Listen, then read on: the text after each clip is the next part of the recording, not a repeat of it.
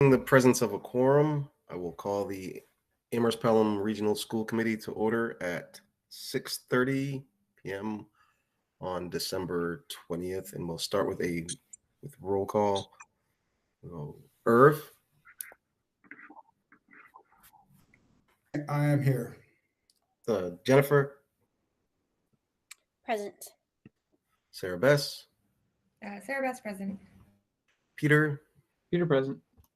Craig is present. Allison Present. and Ben also present. We'll start with the approval of the minutes from November 29th. Did everybody have a chance to go over the minutes? Their confusion. I thought the minutes I saw looked like they were November 17th. Did I miss something in the board docs? There are two sets of minutes. Did I miss the? All I've seen in there is the 29th. I'll have another look. Sorry about that. No problem.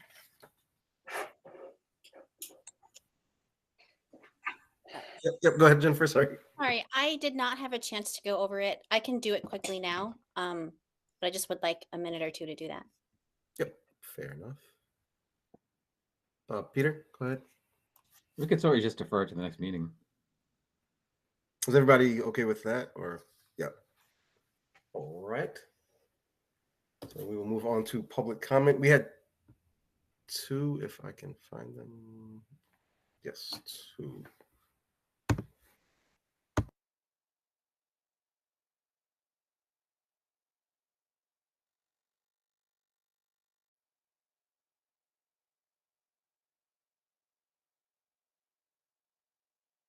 All right, is everybody able to see that?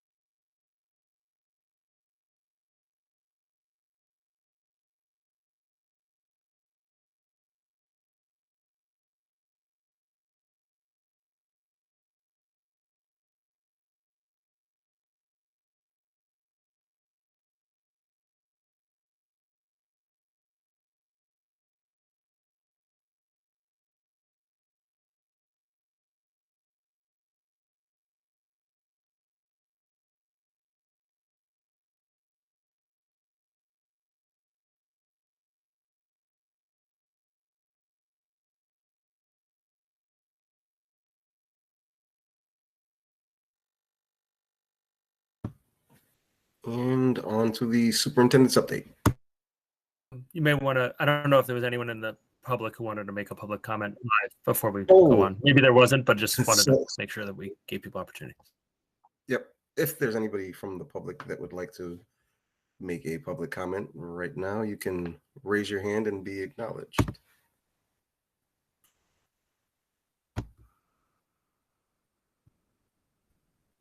All right. So seeing no hands, now we'll move on to the superintendent's update. Sure. Sorry to interrupt you there. No, fair.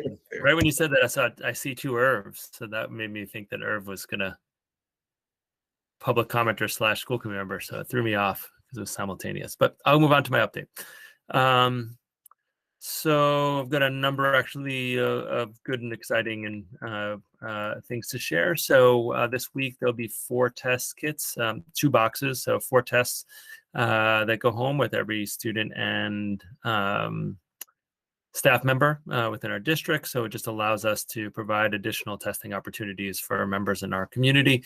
We'll ask folks to test on the January 2nd, which is the night before we come back, but just appreciate the state and the town supporting us in those efforts.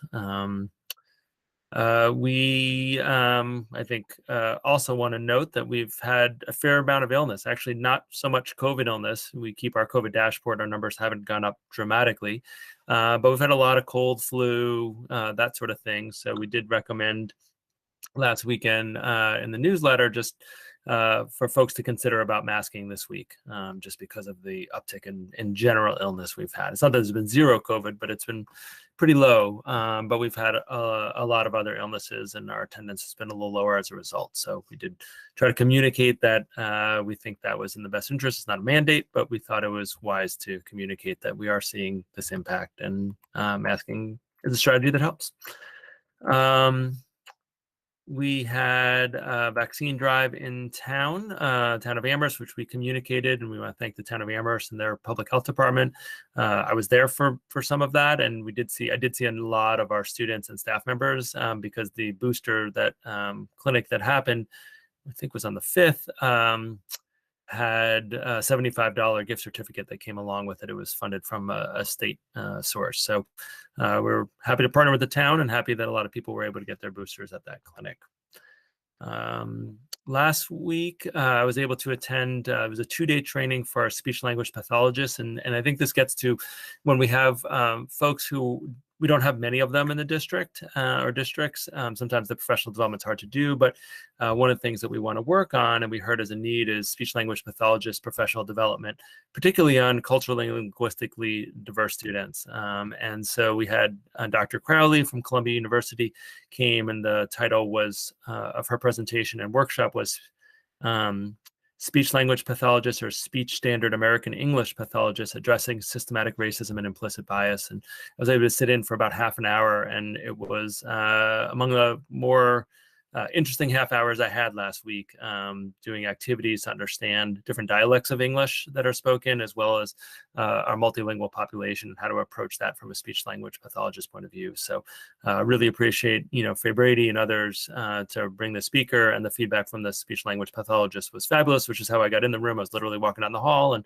speech language pathologist said, "We're doing this professional development. It's really great. You should stop in." And so I did, and I was really glad I did. So appreciate all the work that's going into making sure that we are supporting all of our students in the best ways. Also good news that we received 2 grants in the last couple days, or last week or two. One is $100,000 from the state for additional school adjustment counselors and mental health services for students at the regional level.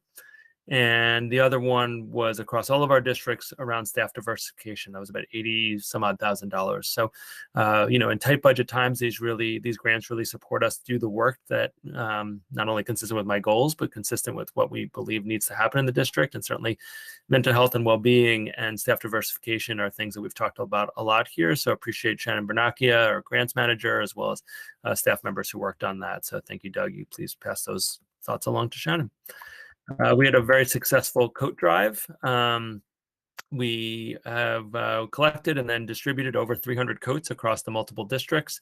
And this year we also had some excess thermometers, one of those, the quick ones. And so we asked families who are picking up coats if they needed a thermometer, given the number of illnesses going around, and how that's an effective strategy to understand if someone has a fever. And actually a lot of people were in need of those types of thermometers. So we were able to distribute a couple dozen of those as well as the coats.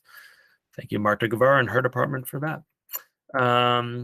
Something that was kind of neat is that our getting back to some cross-district connections, our high school students with Yasu as the Suzuki as the music lead went to some of the elementary schools to do a concert, so that the younger students could see themselves as future musicians, but also it's equally beneficial for our high school students to often go back to the elementary schools they went to, or just have an audience that's a very forgiving one, an excited one. So really, really mutually beneficial. Just want to share that we're starting to do more of that. Our middle school had a wonderful dance a couple weeks ago, thanks to then acting Principal Dykes. She was, back in the role counselor, then put back in the role temporarily for acting principal. She did a fabulous job managing middle schoolers who were excited to be at a dance, and we had a lot of family and faculty volunteers who also assisted in that, and the kids had a ball. So really, really nice to have those kind of events. And we know our kids have missed it. As many as you know, I'm on the RIAC board, which is the Racial Imbalance Advisory Council for the state. And we had a meeting with the commissioner last week, and it was really good to share our perspective he shared his perspectives and his goals, which really do align a lot with RIAC and frankly, a lot of the goals we have in here about in Amherst about staff diversification. So kind of shared some about the emergency license and how that's been really helpful in diversifying our staff. And then I'm not saying there's a correlation, but we did hear this week that, or end of last week, that the emergency license will continue for one more year, which is great help for people who are working on getting their license and doing a fabulous job with kids. And the last one is that we were recipients, the high school was recipient, middle school, high school recipients, the dance program in particular of the Mass Cultural Council. There was a STARS residency grant for $6,100, and we'll have a guest artist, Brenda Lise Cepeda, who's the director of Bomba de Aquí. And she'll be visiting the Bomba class weekly in the spring semester, and a lot of other partnerships along with that. So really exciting for our students to have guest artists, guest dancers coming in to show them from a very famous family who's been very involved in Bomba dance in Puerto Rico and then here for many, many years. So lots of exciting things going on as we head to the break starting on Friday afternoon. Happy to answer any questions anyone might have.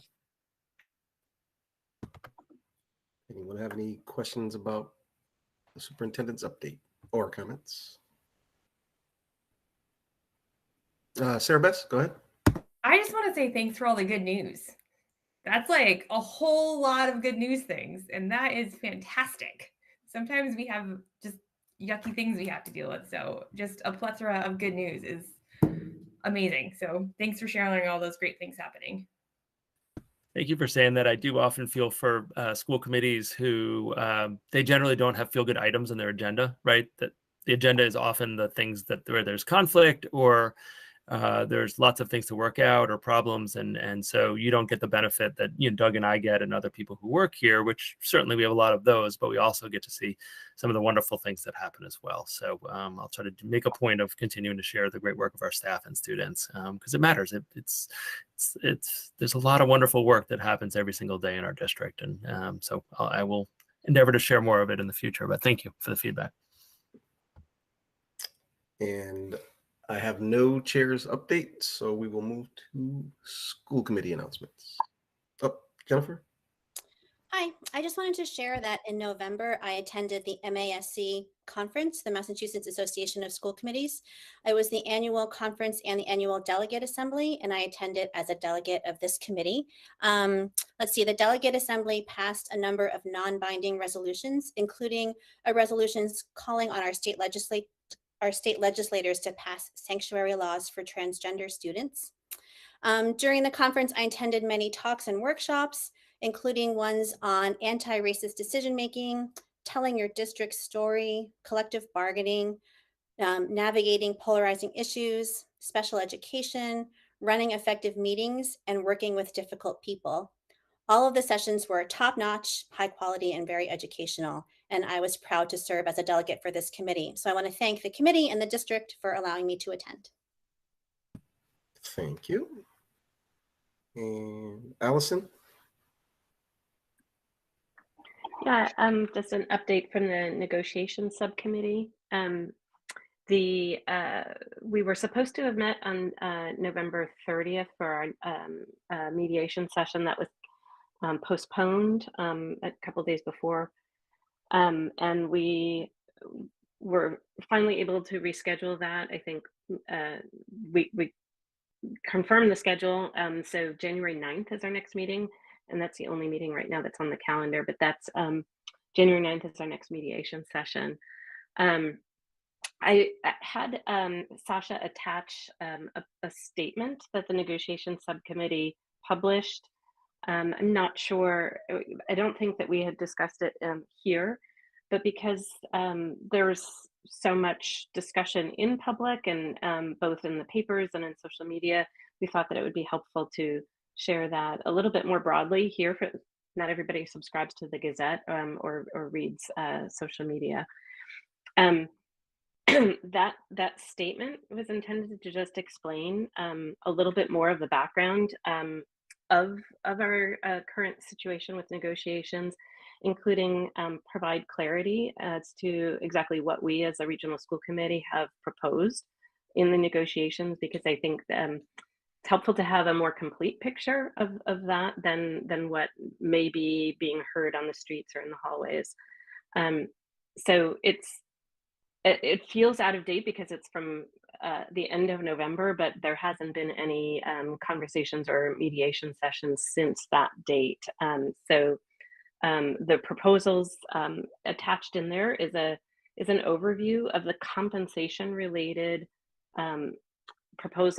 contract components from both the APEA from the start of traditional negotiations and from us, the school committee. And there's many more aspects to our contract that go beyond that aren't necessarily compensation related. And those are not included in that. So just to be clear, that's not a complete view of what the contract proposals back and forth have been. There's also a comparison attached to the agenda that shows compensation for the 3 units, both the minimum, the maximum, and our current actual median, which is different because I know that some folks, the town council received a public comment email talking about average salaries, which this relates to another update topic. There was I, in my role as Amherst School Committee Chair, had to give an annual report of the schools to the Amherst Town Council just last night. And included in that is an appendix of just data on our school district. It's an identical collection of data that I've prepared and presented an annual report for the last 2 years. So this is the 3rd year of sharing that same data, just updated based on the DESE profiles. DESE reports average salary. That's really a gross approximation. They literally take the total dollars that we spend in compensation and divide that by the total FTE teachers to get an average salary. It is by no means an average salary. So the median salary that's in this compensation chart is probably gives a more clear picture of our current compensation profile in our district. We unfortunately don't have the access to the same data for comparison districts, which is what was discussed at the or included in that annual report. But I just wanted to sort of share that information. The committee has seen that, but for the public to see a lot of that detail, I think it's important to have that level of transparency. Perfect. And all of those documents, again, are in the board docs. Yes, and I mentioned the annual report that in my role as chair of the Amherst School Committee gave to the Amherst Town Council and gave them an update as well on an overview of sort of progress in the regional school district as well. And that's available on the Town Council website for looking at that data. It's just an overview of our current goals in the district as well as facts and figures. Perfect. Thank you. Any other announcements before we move on? We will move on to the ever exciting warrant report. I'll turn it over to Irv for that. I've never done it this way before in terms of my media expertise, but here we go.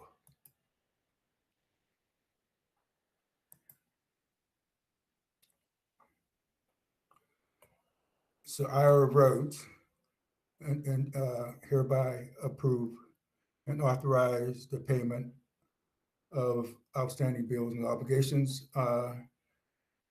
for the payroll. This was dated on 12/14/2022 with the amount of $152,916.95.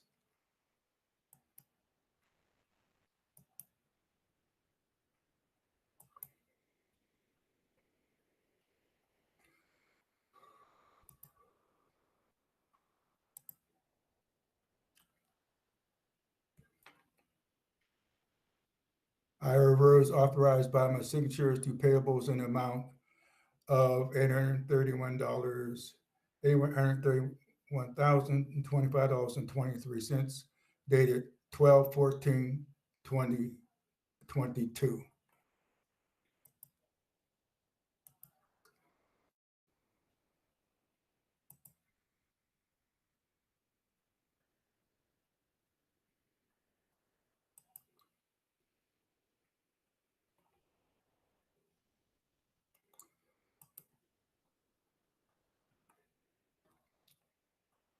And the next one is on the 13th of December. I authorized the payment of, and for some reason that just disappeared. Hold on, I'll go back to it.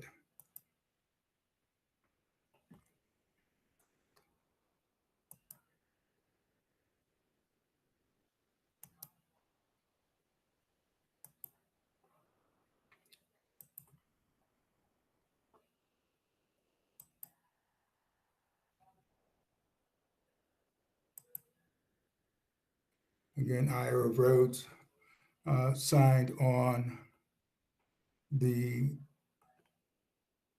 8th of this month. I authorized by my signature payables in the amount of $210,268.87.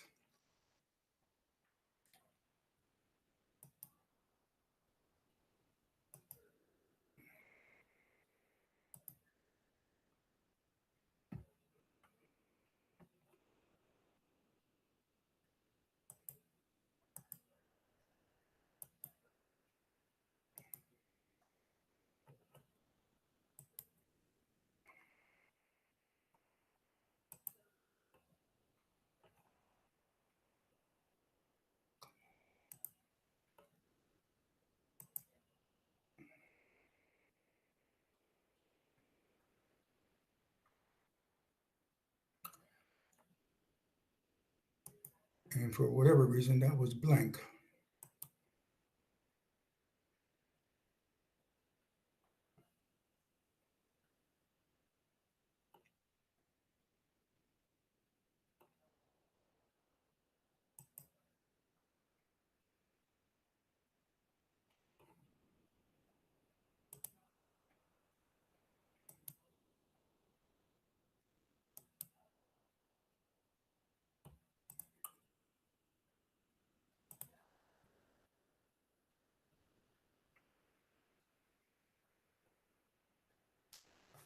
And that is it.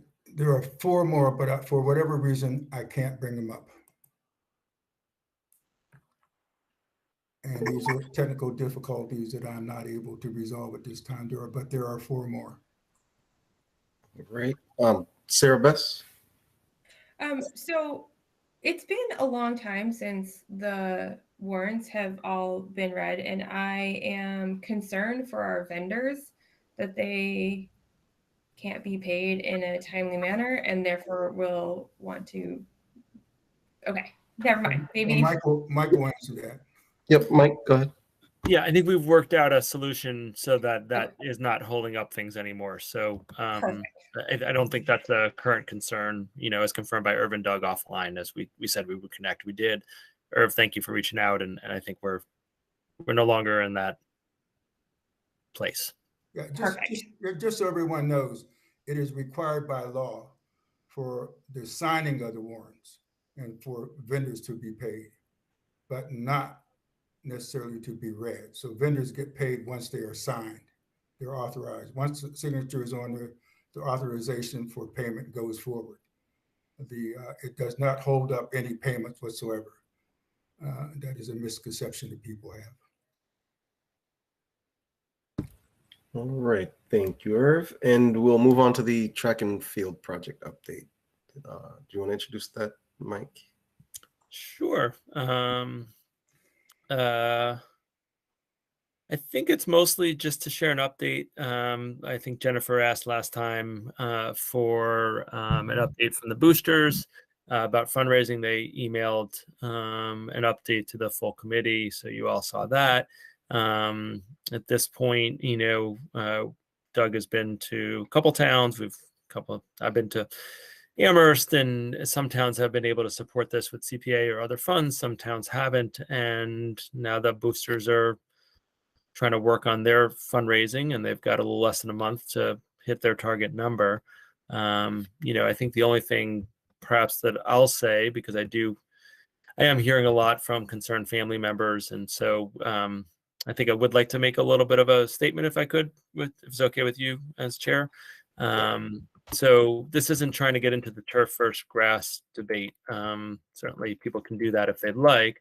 It's really simply to say that, to me, regardless of your feelings on turf and grass, the least safe option is to do nothing, right? We currently have fields that our students are saying and indicating and doing testimonials about that the condition of the fields is poor. I think we've seen that. I don't think there's a surprise to anybody. And again, a little hard now with the snow and everything, but happy to walk around.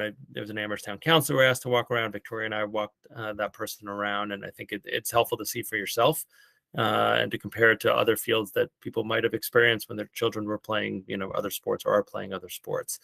And this is really well known by the coaches, athletic directors, officials, and it's been discussed for many years. And this isn't a new problem. I mean, I remember pre-pandemic, this was, for a couple of meetings, the issue at the regional level.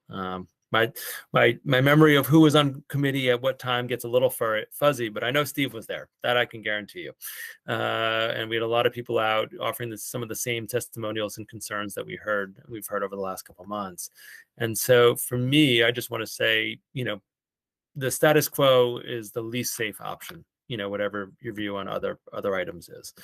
Our fields are also not accessible for individuals with disabilities, and that's inconsistent with our values as a district. We're making moving forward, from an ADA report several years ago in a number of different areas, and our fields definitely are an area that is an area of concern because it's a gathering area. Lots of people socially like to go to see games, whether they're participating or not, but just as a fan. And right now, it's a real issue for folks with mobility challenges. And I also want to say, and I said this before, but I can't say it enough, the DPW does their absolute best with the resources and personnel they have. I was talking to someone the other day, and they were talking about the baseball field, which has not been so primary in our conversation, but they were saying since the pandemic, the baseball field's in the best condition they've seen in a long time. And part of that's because we have a partnership with Amherst Youth Baseball, and they contribute and do a lot of work. But part of it's also because Adam and his team at DPW do such outstanding work, again, with limited resources. So, we have a problem. The problem is not the current staff members of the DPW. So I want to be really clear about that. I think I also want to talk about option 2. So option 2 was to do a grass field inside the track. And I think option 2, if the turf doesn't move forward, I just want to be clear, option 2 doesn't really solve the larger problem. Would it be better to have a better field inside the track? Absolutely. Talking to some superintendents of late who've done similar projects, it essentially becomes a game field for usually one sport, maybe two genders in one sport. And it pushes all the practices of that sport onto the other field. So the overuse issues that we have on the other fields will actually be exacerbated by improving that field. A number of districts only use it for one season a year. In other words, they use it in fall because fall is a heavier sport, and they keep lacrosse and other sports off it, or some schools don't have some of the field sports that we have in the spring. So it's not that if it fails, I don't want the field to be redone inside the track. I don't want that to be misperceived, but that's 1/5 or 1/6 of the challenge that we'll face. And replacing that field with grass, I'm going to be demanding that happens, right? It's not like that's not where I'm going to go, but I just want folks to realize that it doesn't solve the larger issue. It might solve it for a sport or two. And then we have a lot of work to do to keep everybody else off it as the one nice field in our complex for the rest of the year. I was talking to a superintendent who made this change, and there was a week stretch where there was really nice weather, and he had all fall, there were 6 practices on that field for any sport, and the rest was just for games. And so does it mean that it's better for the games, which are the most intense competition? Absolutely. Like if someone said, yes, you should do this and here's funds, would I say, great, yes, I would. But we're gonna have to keep on looking at other field surfaces that are more durable because it really end up being pretty much a game field, which again is better than what we have now. But when we think about the larger challenges, it doesn't solve it. That's not trying to convince anyone who doesn't think that turf is okay that that they should change their mind. It's just a reality when we think about option 2. Option 2 is one step in a larger process. And so I'll finish with this. It's a little bit of an anecdote. I'm sorry, I'm taking a little time. I promise I will not talk much on the other agenda items tonight, or I'll try my best not to unless there's questions. But I happen to be at an athletic event, for one of my family members, and it was at an indoor soccer facility, and it was a group of kids who will be potentially students in our district in the middle school, high school, and sometime in the future. These kids are 7, 8, or 9 years old. And so watch them play. Future's bright, really, really good players at that age level. So that was fun to see. Regional towns were represented to a certain extent on that team too. It wasn't just Amherst. And at the end, a parent who I didn't know came up to me and said, "You're that guy." And I said, "Oh, yeah, I think, right?" And I said, "You're Mike." And I said, "Yes, that's me." So this is not someone I knew. And they said, they'd been following the Fields debate. And they said, "What are the odds these kids in 7 or 8 years are on the same identical fields that they're on now?" In other words, that no work had happened. And I, as I often do, as some of you have experienced this, when I'm not at work, I'm bad at a lot of things in life. One thing that I'm okay at is actually separating my home life from my work life. And I said, well, a lot of decisions to be made. And I sort of, extricated myself from that conversation because I didn't think it was the right place with, lots of kids around, my own included. But it did get me thinking about that people are thinking about this, not just our current students who are in high school right now, and frankly, whatever happens, unlikely to be direct, especially the upper class students, unlikely to be directly impacted. But it's really about young kids in our district and the future of our district. And so I think whatever happens, we got to get it right. We might have disagreements about what right is, but the status quo is really not an option. And lots of people in our community that I'm hearing from are really concerned, separate from turf or grass. That's actually not the feedback. I know you all get a lot of feedback on that. The feedback I'm receiving is this going to be another episode where, our organization, the regional schools, talks and in the end, actions aren't taken and that things don't change. And that's, after that conversation a couple of weeks ago, that's become my greatest fear. So I know I'm not going to be helpful in the whole, if people want to talk about grass versus turf, but my fear is that, the communities here can get our horns locked on issues and not move forward in a way that's what the kids need. And what we're doing now for our students is not what they need. And I just want to emphasize too, last point, I promise, sorry, Ben, I'll really be quiet the rest of the meeting, but is that this isn't just about sports or competitiveness or athletics. This is about we talked about well-being as being one of my goals that you all thought was important. This directly impacts well-being. For the beginning part of the pandemic, the sports were the only game in town in terms of in-person things that were happening in our district. And I heard from an incredible number of parents, one used the term life-saving about that experience in terms of the child's mental health. And so I'm less concerned about, it'd be great to win state championships like girls swimming and diving, like awesome. And it was great to be at their celebration. I'm more concerned about participation and safety and families making other choices because they feel like, the athletic facilities we have aren't keeping their kids safe. So my spiel is done. I apologize for the length of it, but I've been sitting on this for a while. And, going to town council in Amherst isn't the same as when I'm with what I consider my peeps, my school committee members. And so I wanted to share my thoughts about it and my fears, frankly, about where we are and how we're doing this. So I will now mute myself, and people can take it if they'd like to take it. Jennifer? Thanks. So at our last meeting, when I requested a fundraising update be placed on the agenda for this meeting, I was hoping, I guess I was hoping or expecting to hear from the boosters as to how much they've raised, how much they have committed and pledged for the project. And I know we received a 3-page memo just after that meeting from the boosters, and that which didn't contain that information. And I guess and since that memo has been mentioned in this meeting, I guess that's the only update we have, which is that I guess that for whatever reason that information isn't forthcoming. So I guess I want to ask, since that memo is the update and since it's been mentioned here, could that memo be posted in board docs so that it is available to members of the public? Since this is a public body and a public meeting, that would be great.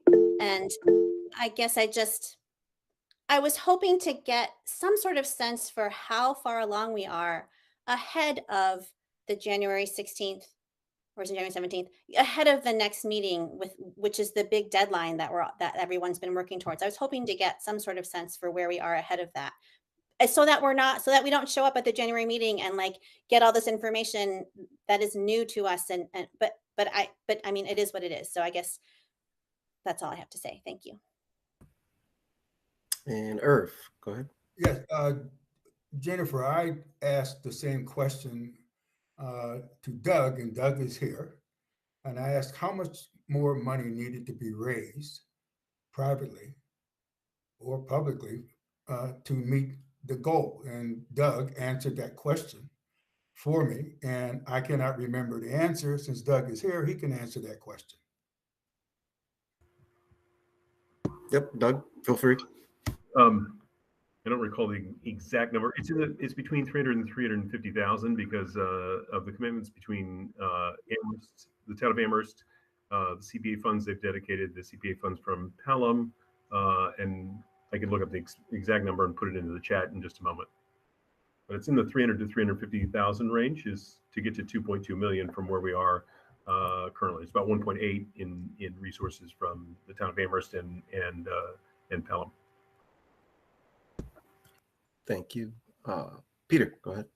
Yeah. So comment and a question. So comment. So it's $331,000 if I'm not mistaken. I think I've verified that a couple times, but that's within 300 to 350, as Doug mentioned. I don't think the exact number right now is all that germane to this discussion. You know, I mean, as for the boosters, I mean, these are parent volunteers who are trying to do an incredibly challenging lift and incredibly challenging economic times, with now compounded with the public discussion and debate and objections and whatnot. And so to the degree that they are trying to manage a very difficult capital campaign through private and public donations and trying to determine when is best to be public. There, Mike says 331,000. You know what to share and when. I like don't want to put any pressure on them. You know, it's like I feel like at the very least we should support their efforts for the next 4 weeks, given that you know, this is what we voted 6 months ago. Again, I don't think there's much productivity to be had with our committee tonight having a big turf versus grass discussion again. But my gosh, could we please just be like a little bit kind and supportive to the boosters who are trying to go through this incredible effort? And then, yeah, I would love to know the amount right now as well. But I mean, in 4 weeks we will. So you know, the point is moot.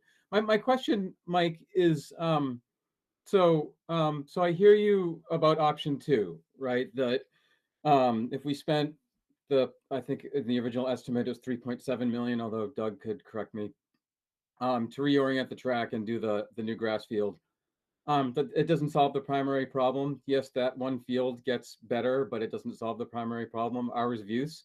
So that point has been disputed by some opponents in the public discussion. I shouldn't say opponents, for some who prefer the grass field option, and pointing to that there are different ways to manage grass if you do it with the proper organic aeration techniques, and you can achieve the same thousands of hours of use that you can with a turf field and without the need to rest and whatnot. I know you're not a grass and turf expert yourself, but I assume that you've talked to our athletic director and tried, you know, and in making that determination. Could you just speak to, do you feel, based on the advice that you're getting from our AD and from others, is that a realistic possibility? Because the pushback I get from those who would like a grass field is they would like to believe that's the case, right? I don't talk to anybody. I haven't talked to one person who doesn't want to solve the primary problem, right? Who isn't supportive of the students. And so it's really desirable, if you are really uncomfortable with the idea of the turf field, it's really desirable to want to believe that a grass field can be just as good. So I don't know if you can speak to that. I don't mean to drag you back. No, it's but okay. it's one of the germane pieces of information that it seems like there are one argument is kind of holding on to. Yeah, I mean, what I have done is, and I know Victoria's done, is talk to other athletic directors. I've talked to other superintendents in our region. I can't speak to ones far away in different climate zones or, you know, different weather areas. And consistently, that's what I hear. So when I'm giving examples, it's giving examples from Western Massachusetts of people who maintain a game field. And when the weather is really perfect, which it was for about a week last year, according to this individual, they were able to get some practices on it. But it's really preserved for that purpose. So I think the other part is obviously the operational cost of doing fields. And I think the DPW is right that, you know, they've quietly said, you know, we have limited staffing and limited resources. I think of former athletic director Rich Farrow's comments at a recent meeting talking about that same thing, as well as, you know, talking to people at UMass about how much they spend on their grass fields, as well as turf fields, but their grass fields that they maintain. And it's a high budget number. And when we get into budget, which we will on the next agenda topic, it's, you know, I think we're going to have, you know, in terms of operating budget, that's going to be a real challenge. But I don't have a lot of sterling examples from school districts. You know, I think I've got sent something from Springfield and some of their field management stuff that was more in parks, is my understanding. But I think, you know, we have big kids who wear cleats who play sports, you know, and compared to my example before of 7, 8, 9-year-olds, the wear and tear of, you know, 17, 18-year-olds who are bigger than a lot of us on this call, myself included, is the wear and tear is a little bit different than what it is for more casual use, or the level of competitiveness of our student athletes is different. So I just don't have, you know, I know people, I've read every email I get, and I've got some letters, like real letters, which was nice, as opposed to emails. I thought that was kind of neat from different people about that. There's not no pun there. Like, I'm serious. It was just nice to read letters. But I don't have a lot of examples from athletic directors or superintendents that are indicating that a field would be as durable, and particularly on the kind of wetland that we have here in Amherst and where our school is, with underground river going underneath it. It's, you know, we have dampness issues. And I think anyone who walks the fields could see that. Do I think we could have a high quality grass field? Absolutely. Right. Like, that's not in dispute, at least not from my vantage point. Do I think a grass field is going to have the same number of playable hours and durability regardless of weather events, like winter when we have snow melting into spring, or just when we have rain or drought like we had this summer? That's a really different kind of conversation. And, you know, I'll say that it didn't feel great to us this summer when we were watering our fields in the middle of what was becoming a drought. And are we doing that for all fields? And what level of irrigation do you need to keep a high quality field? Those are a really complex set of questions. But it's not consistent with my experience to see the level of durability and hours of use be consistent, given the level of who uses our fields and how they use them. Thank you. Allison, go ahead. Yeah, first a comment about the fundraising. For those of you who follow the boosters, they've been putting out an appeal. Florence Savings Banks does their annual community grants, and so there, if anybody on the committees or watching from home and are customers of Florence Savings Bank, or know folks that are customers of Florence Savings Bank, the boosters are asking that you please vote for this project, so that would be another boost to their fundraising. So just a quick plug for that, and follow them on social media or sign up for updates if you want to hear more. I sort of want to go back to Jennifer's comment about sort of how are we going to have our conversation in January. That wasn't exactly what you said, Jennifer, but I think that was sort of what you were getting at, is we want to make sure that we have sufficient information, enough lead time into that meeting. And so in my mind, that's sort of, in the week before, definitely the weekend before, so that we can digest, but so that we can make decisions and have conversations with information, and not conjecture and not opinion. but really to have that conversation. So certainly the fundraising update is a critical piece of that information, because that's what we're basing our decision on.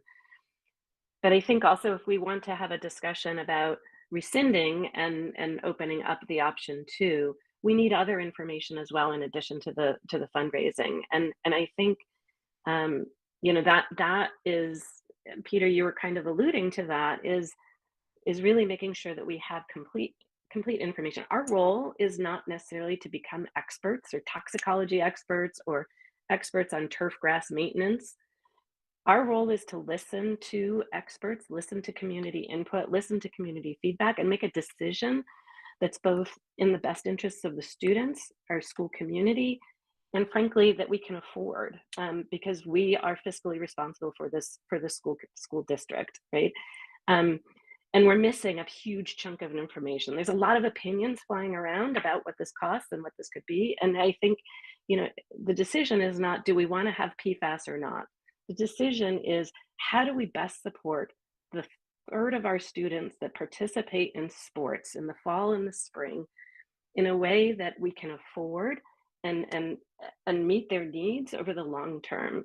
And I think, that's for me is where we need to get that information. We have some information, but I think, between Doug, your, sort of any sort of budget projection, but I think, if the fundraising fails, or if we at that January meeting change our minds and want to go to option 2, we need to be going to our 4 towns with a capital plan that includes sort of update and maintenance for our grass fields. Whether it's option 2 or we're doing option 1, we still need to, as Mike was addressing, we still need to address all of the other fields.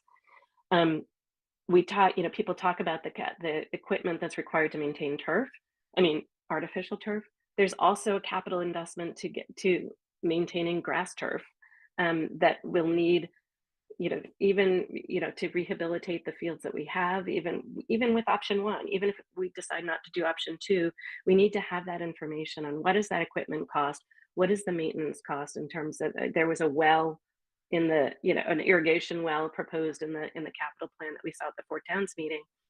But there's more, right? I recall Adam talking about mowers or other, I can't remember what the physical machinery was that we needed. Mike and Victoria's letter to the town council also described staff as well as just annual maintenance costs. So I would ask that we have and collect that information, so that we're looking at all of the options, the different options, and the full cost scenario for those, or it's going to be estimates or range of estimates of what that will cost for an option 1, an option 2, or the option 3. Because I think without that information, we're going to be just battling over whose opinion and who's listening to which loudest expert or armchair expert in our communities, versus the real discussion is not about PFAS. It's really about what can we afford and how do we best serve our students. Yeah, I agree. We should probably have some sort of an estimate of like equipment needed, personnel needed for both options by the time we have our next meeting. Whether we're buying turf magnets or we're buying aerators, we're going to have to spend money on equipment to maintain whatever our option is. So the no new equipment is not an option, no matter which option we pick. So does anyone else have anything to add on the track update? Peter, go ahead. This is partially related to agenda planning, but it's more of an opinion about what the question that was just raised. The other thing that I think is germane in terms, so I agree with what both of you said. The other thing I think is germane in the financial decision making is the context of the rest of the region's capital needs, right? So if the fundraising fails for the turf, and say we decide and we're trying to weigh the balance, the cost benefit of going from just track resurfacing to option 2 with the grass field, well, that's a $2 million difference.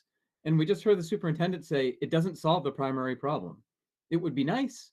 You'd have a nice field and you'd have expanded lanes and and it would be reoriented so when you're playing, you're not looking in the sun. So that's nice, but is it $2 million worth of nice when compared to the other things that we could do with $2 million of capital? Right. I mean, I know there's a $350,000 project that Mr. Sullivan would like to get funded. You know, that this would more than take care of. Going $2 million would more than take care of talking about the girls' locker room, and there's a number of other things too, right? So whether that's the same agenda item or whether it's one right after the other, that's the other big thing that I feel needs to be talked about when we're charting the path forward about where we want to invest major capital. Fair enough. Anyone else want to weigh in here? All right, we'll move on to the four-town meeting update. Is that Doug or Mike? I can start. Thanks for those of you who were able to make it to the four-town meeting that occurred on Saturday. We ended at 10:06, so that was pretty good in terms of efficiency. And thank you to Doug for presenting information, sharing it ahead of time. Oh, sorry, there's a question. Oh, my hand went away. For sharing that information ahead of time with folks. But really what we wanted to present is this is such preliminary information. We don't have all the variables. We won't have them, at our next four-town meeting, but we'll have more of them.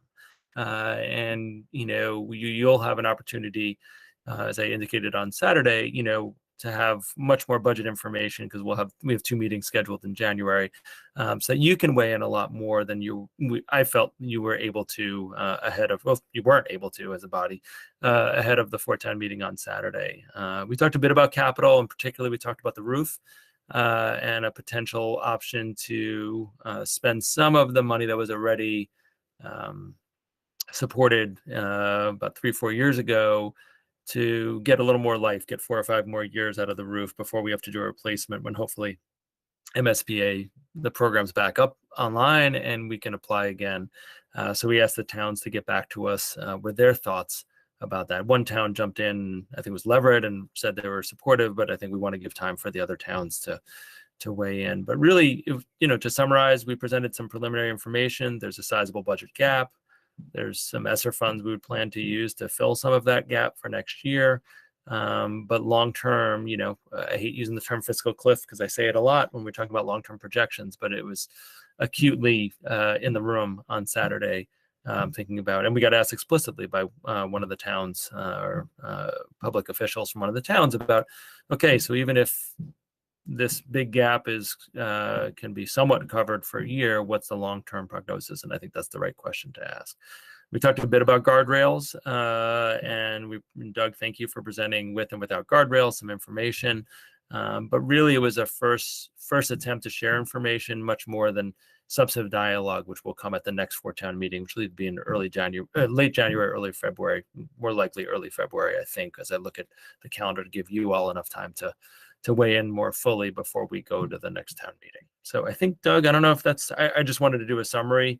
The presentation that was made is in the board doc. So if you weren't able to be there, or you're a member of the public, it's there. Anything, Doug, that you would add to this quick summary? No, I think that captures the circumstance. Yep. Perfect. Any questions or comments on the four-town meeting update? And Peter, go ahead. Yeah, so I appreciate the information again that was presented so early. I think that's good, even though we don't know the exact numbers. Certainly, the overall take home I came away from that was one of concern for the operational budget of the region, and concern that we're not going to be able to fund level services with the guidance that has been provided. That's driven primarily by the town of Amherst, the 2.5% guidance. Although we'll see, but those increases in inflation for out of district rate and for transportation and for health insurance are all pretty, I'm not going to say alarming, but they're quite high concern from an operational budget standpoint. The roof cost thing. Generally speaking, if we can swing it, I'm in support of the idea of let's put short-term money to get an X number of years so that we can get into the accelerated repair program. I still don't feel like, and maybe this is just my not being able to read the documents clearly, but I still don't feel like I have a clear sense of this much money will get us this many more years. And if we get into the accelerated repair program, we could potentially save this much money, right? So I like, well, if it's, X hundreds of thousands of dollars to get us 5 years to save us $5 million or whatever it is, I think that would help in weighing the calculus. I think it's probably the only practical path forward because I just don't see how the region could sustain going it completely alone right now, given the other capital needs that we have. Yeah, and in terms of the guardrails, that didn't take up too much of the attention. So I would be interested to hear if some of the towns that benefited from those guardrails and the comparison columns had some feedback on it. I like the idea of going with the guardrails, even though it's I think it's like less than a $30,000 budget difference between those columns. And obviously every dollar counts, but the notion of those guardrails and providing that kind of financial planning stability to our towns was pretty important. I think in the discussion last year when we finally arrived at everybody getting on board with going to full statutory. And so I feel like we really need to honor that. And it's, to our overall budget, it's relatively small, but to the percent increase for those towns, it's significant. So, whether it's 4% like Doug penciled in there or other, that's definitely a principle that I would like us to talk about and support in recognition of the I think spirit of compromise that our towns had last year in solving a problem that we have debated for a long time in terms of the assessment method. Thank you, Peter. Anyone else want to weigh in before you, Allison? It snuck in there right before you. Yeah, I think just thinking, I want to go back to the long-term capital plan and actually reference Peter's comment from the prior topic, which is the girls' bathroom. And I know that it wasn't there, and I forgive me, I don't remember the response that you had to the question that was raised during the Four Towns meeting, but I do think if we're looking at preparing a long-term capital plan for the region and in preparation for the next Four Towns meeting, we should show where that is, because we've been talking about it and kicking the can down the road for years, and for it to just disappear seems odd.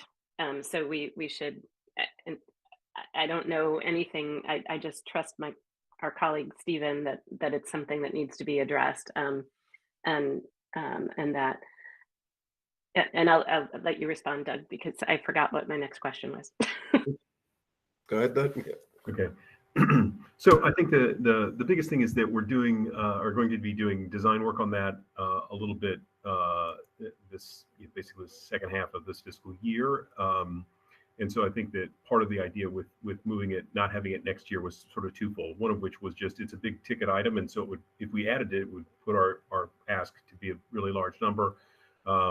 And I also think the sort of capacity to do that, given what we're going to be doing with some other projects, made it so that it was probably not the best time to do it. At the same time, if it's of sufficient urgency, we can bring that one in and maybe make some different choices about some of the other projects that were on that list. We're going to have that consultation and conversation with our facilities folks and see about that. But it's about a $350,000, or estimated to be about a $350,000 project, which is a pretty good size. So we want to be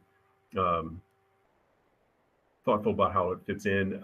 Essentially, if it's in essentially fiscal 25 would be probably the cycle when we would do that at current. I can confirm that. And I think the other thing I'll just say just briefly on capital is that there are, the buildings are quite old.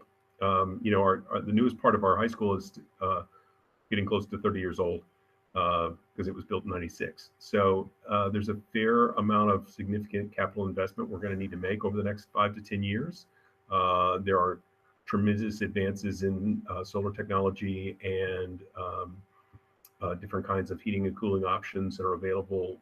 And so there are some And then, of course, there's roofs and doors and windows and that sort of thing that need to be addressed as well. And so there's some big ticket items coming up. And so we're going to have to make some hard choices in the coming years about how and what we do first. And so I want to just give you that little bit of prelude as we look at out years and think about future capital. There's some pretty expensive stuff on our horizon because our buildings aren't getting younger, and you know the things we have that are working for us are nearing the end of their useful life, and so we've got to make the plans to get those replaced and try to at the same time be conscientious and thoughtful about our environmental footprint and our potential to save on energy as we get more efficient with the choices we make. Jennifer and then Allison. I just wanted to clarify for myself and possibly members of the public that when we talk about the roof, we're talking about the middle school roof. And when we talk about the girls' locker room, we're talking about the high school girls' locker room. Is that right? Okay. Thank you. Thank you for the clarification. And Allison, go ahead. Yeah, my other thought, it's more a comment than a question, is one of the questions that was raised during the Four Towns meeting was about enrollment and how our enrollment is trending. And it occurred to me that for the next Four Towns meeting, I think it would be beneficial to give a more comprehensive introduction and overview of sort of all the, Sarah Bess mentioned at the beginning of this meeting how great it was to hear all the good news and all the great things that are happening in our district. And I think, when we dive straight into the numbers, which can be really challenging sometimes, particularly if we're, looking at potential cuts or challenging sort of outlook, it's good to start with what are we using, how are we investing the money that our four towns in the region are investing and sort of sending our way. How are we spending that? What does that look like in terms of impact for our students and our community? And I think, so enrollment is a big part of it, but I think also talking about some of just, the class sizes and the diversity of courses that we offer. I mean, we talk about it in pieces throughout the year, but I think it's an opportunity when we have our elected officials and leaders from our four municipalities in our region, it's an opportunity for us to sell the region and remind everybody sort of why we have a region. And Margaret's not here, but I might suggest that maybe the budget subcommittee could sort of work together on sort of pulling some of that together. There's a lot that was already done for both in the budget document last year and the budget presentation that probably just needs some updating. But if I'm just going to look to Irv because he's my fellow budget subcommittee member. If that sort of, as well as the rest of the committee, what thoughts on that? Did you intentionally drop your hand, Stephen, or?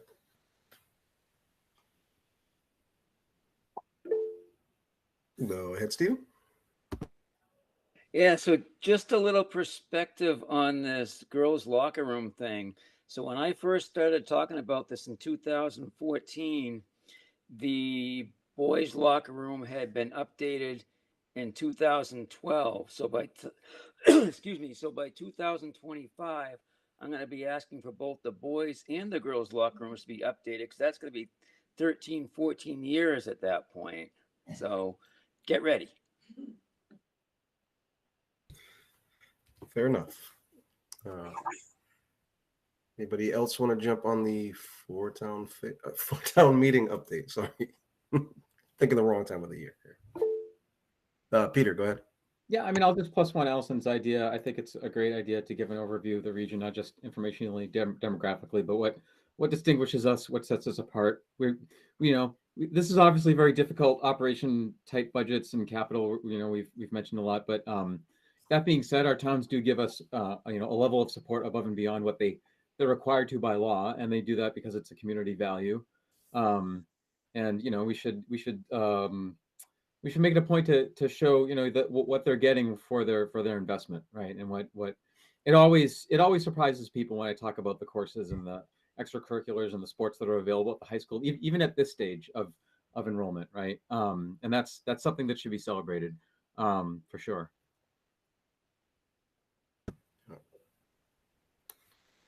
All right, if there are no further Fort Town meeting comments, we will move on to the fiscal year 21, FY21 audit report.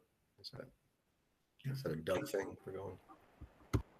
So I'll take that. I'm not going to open either of the reports. They're fairly lengthy and very wordy, but nonetheless, there are two in your packet or in your attached materials.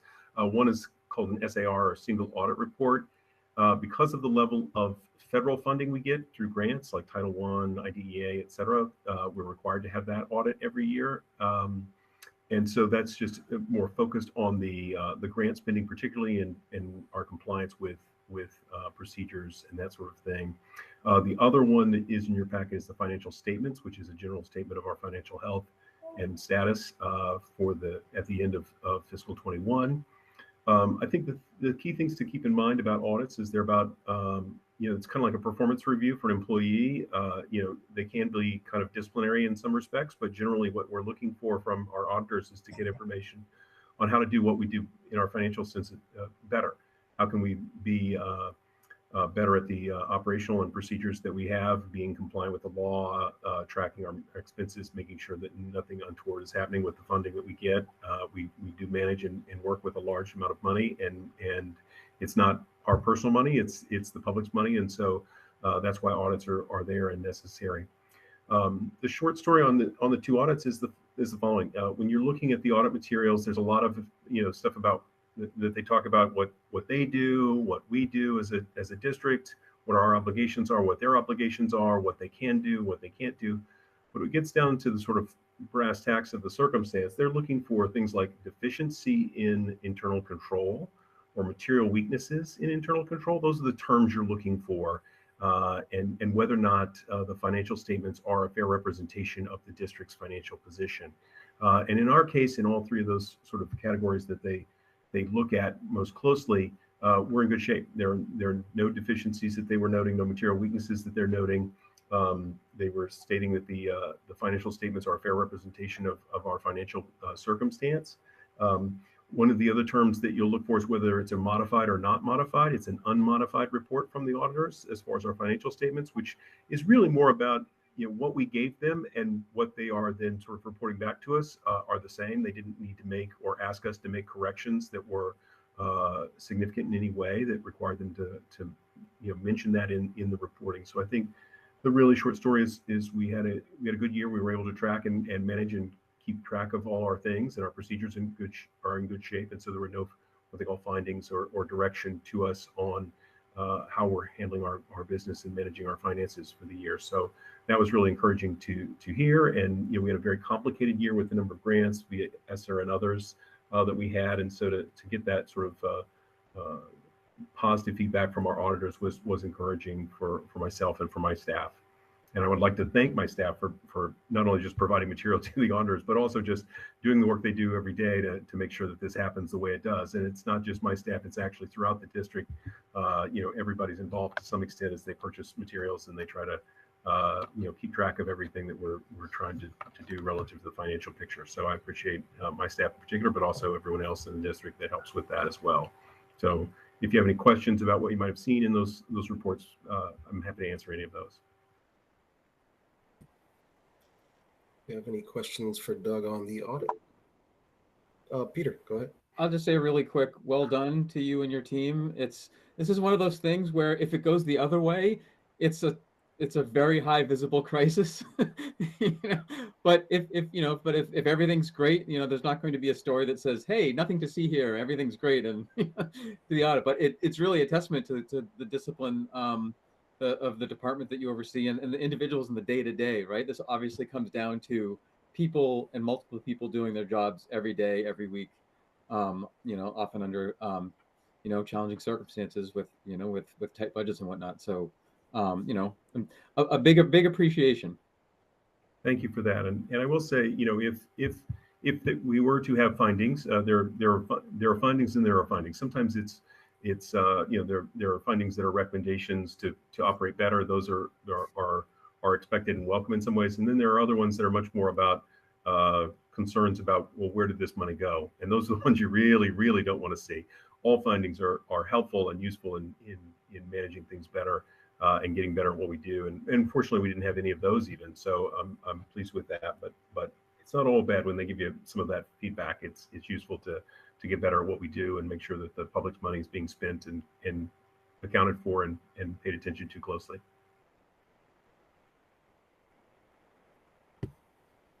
Any other questions for Doug?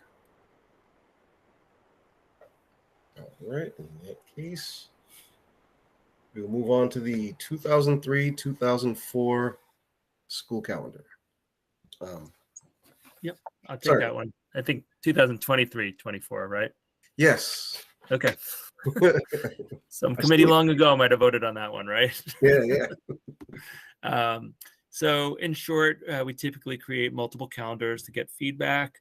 We get it formally through the APEA as per contract. If we're going to start the year before September 1st, which we typically do, we need their support. And then this year, we also solicited feedback from everyone, staff and families, and summary that that feedback, direct feedback, is included in the packet. The majority of folks who filled that out, as well as the APEA, both indicated a preference for what I'll refer to as draft number 1 of these 3, which starts back with the first day of school being Wednesday, August 30th, 2023. I'm not going to try to summarize the feedback. I think there was a significant number of people who indicated that, and our APA members and their feedback also indicated it, and we're highly supportive of supporting both groups. And talking about draft number 1, there was one draft that started quite a bit later and one draft that started a couple days earlier. People generally like the idea of that starting with a non-full week of school. That sort of came through in multiple ways. This year we did start on a Monday, but next year looks like we would start on a Wednesday. So open to any feedback from the committee or try to answer any questions, but in general, our recommendation matches that of the plurality of respondents to our survey, as well as APEA members who supported that option.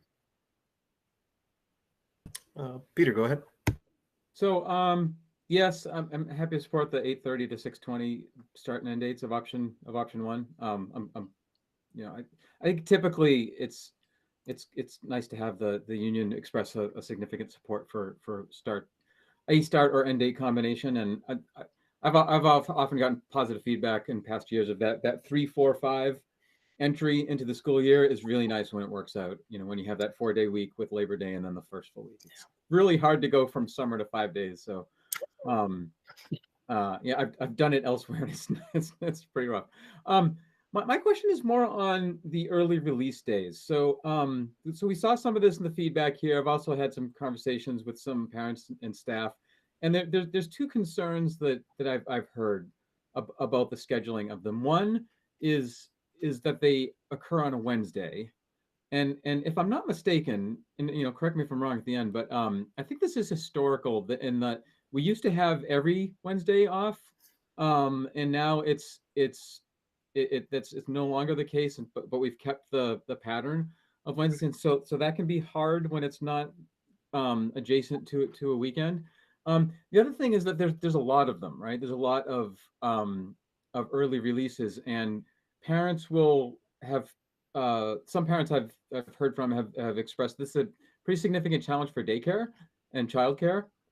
And I've heard from some staff that they don't find that the shorter day is as effective as a longer day. And so I'm wondering about what are the practical trade-offs of, say, instead of having a dozen or so early release days, batching that professional development into one professional development day, maybe it's even on a Monday or a Friday, and then you have more consistency of week, and more consistency of whether it's a full day or not a full day, and then you might have it adjacent to the weekend.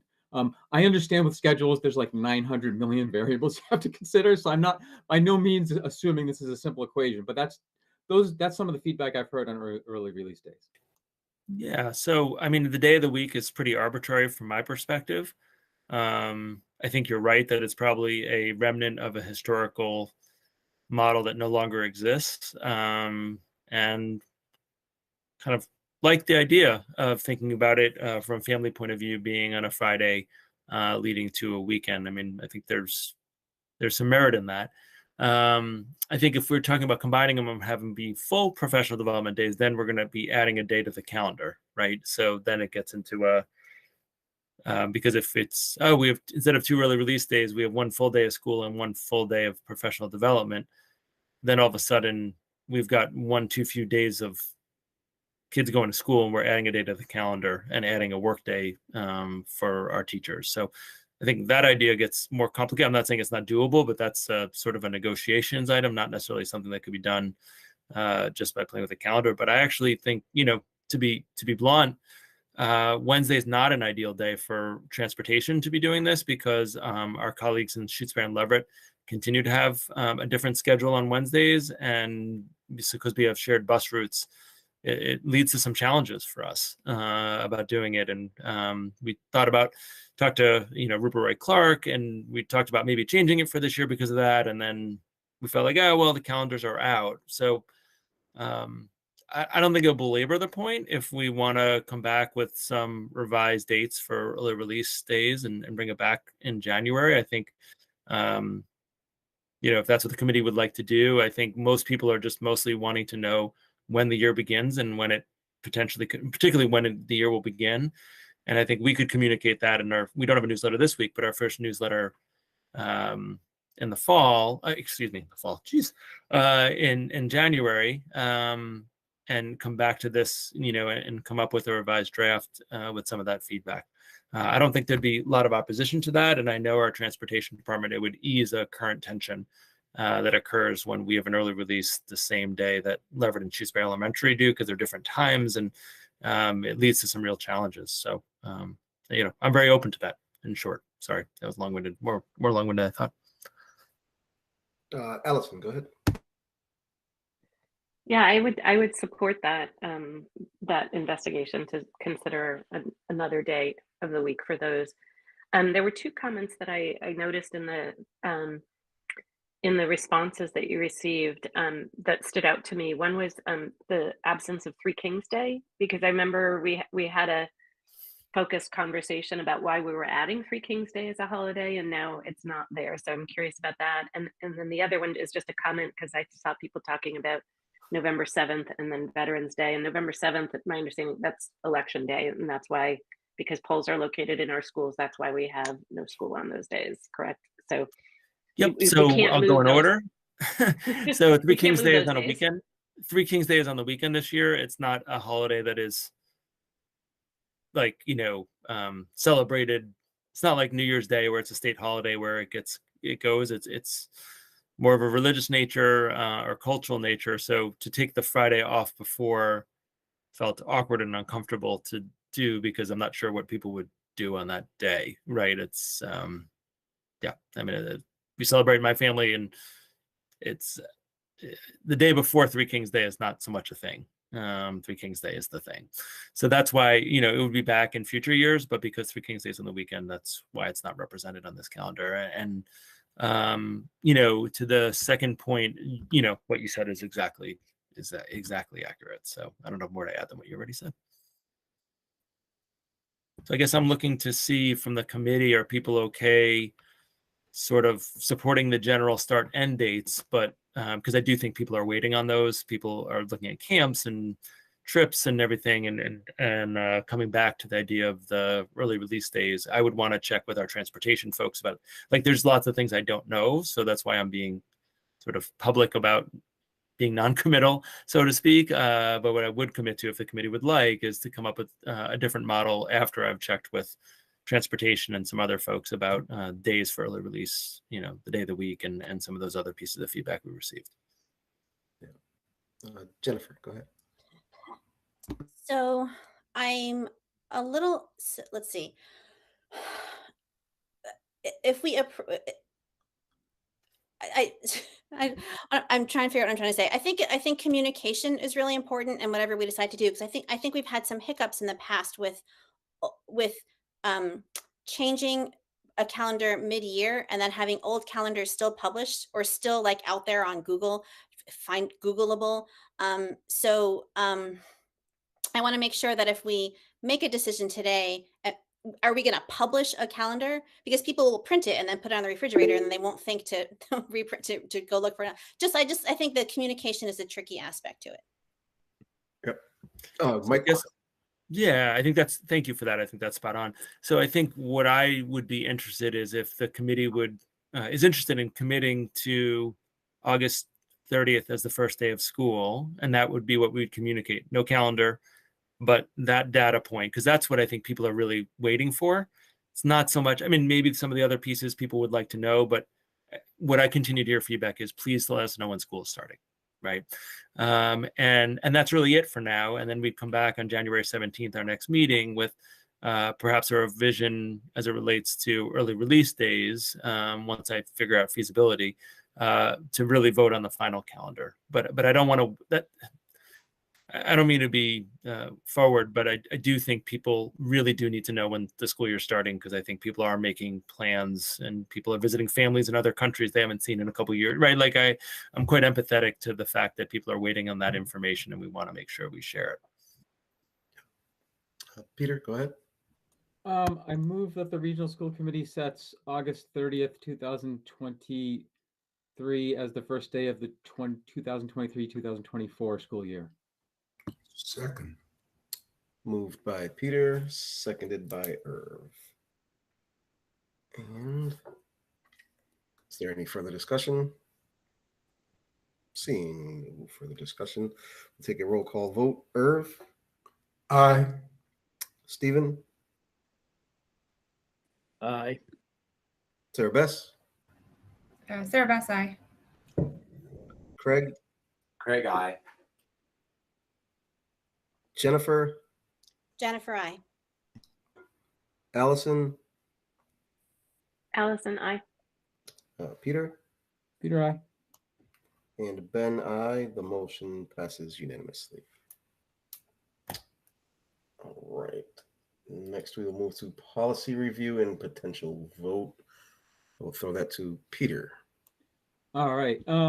Mike or Ben, if you want to bring these up in sequence, I guess we will go in order as they're listed. So we have 3 tonight. So we had 7 listed at our last meeting. So this is the first 3 of the first 7. I guess let's try and chunk them off as we go. So there's no change from what was presented last time. So BEDH is an update to public participation at committees, which is essentially public comment policy. And as I bring it up myself, I can remind the committee of what so the changes are highlighted there in the document. It is essentially adding text, which we had a little proof of concept that you can text the school committee. We don't have it published yet, but it is technically possible to send the school committee public comment email, a text, and it gets through. So that's adding that. Voice email. Articulating voice, email, and text. The next little section there is that written messages can be submitted in the speaker's preferred language, and the district will make reasonable efforts to translate. This was, again, as a result of some technology, some software resources the district now has that makes this a lot more feasible. So, if we get a large volume of a lot of different languages at the last minute, maybe it won't be possible, but the district will use the tools to do the translations that are a lot more practical for them to do now. The rest was a little bit of wordsmithing, and that's it. So that's the update there. So this is a second read, so we can vote if we want, or we can kick it to a third read and bring it back. Allison, go ahead. Yeah, I don't have any issue with any of these suggestions. It's good. The only thought that I have, and it's not a deal breaker, that last bullet, that's at the bottom of the page right there on screen. Whoop, public comments at meetings will be addressed to the chair or the school committee. I don't know if that's even necessary. I think that's I don't know why it originally said will be addressed to the chair, but does it even need to be there? Like, if we're adding in or the school committee, does that clarification need to even be there? Because I think folks understand that if they're speaking at public comment, they're speaking to the committee. So I'd almost recommend striking that whole sentence. Mike and then Peter, real quick. I'll go after Peter, if Yeah. that's okay. Go ahead, Peter. So I think it's an interesting point. I think one of the reasons it's in there is so that people aren't addressing individual school committee members. Obviously, you can't stop people at public comment from saying almost anything they want. But it's more, I think it's more to encourage that public comment is meant for the committee at large, as opposed to I'm going to go and, you know, I think it's to avoid, you know, the situations where somebody might be, say, really upset with an individual member and try and use public comment to direct that they're an expression towards an individual member. But I mean, as we've all seen with public comment, it's not like people come up and say, "Dear school committee" or "Dear Chair Harrington." They just sort of start to speak. Yeah, Allison.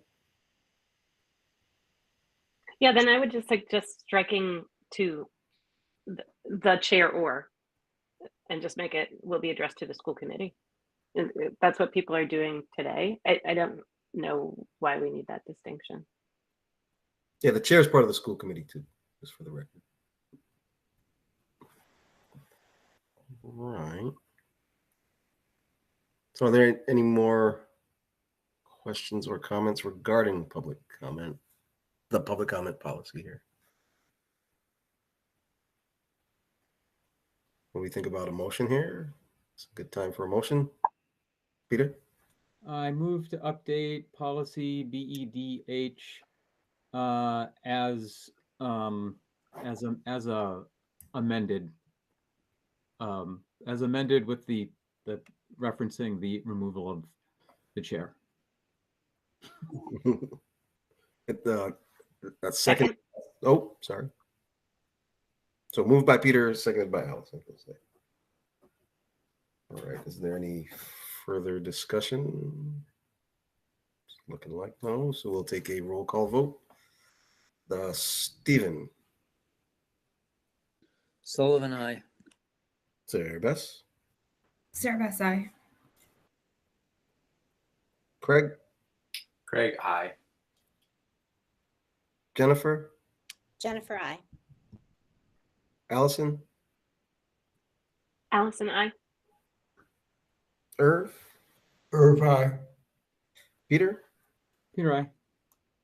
And Ben, aye. The motion passes unanimously. On to the next policy.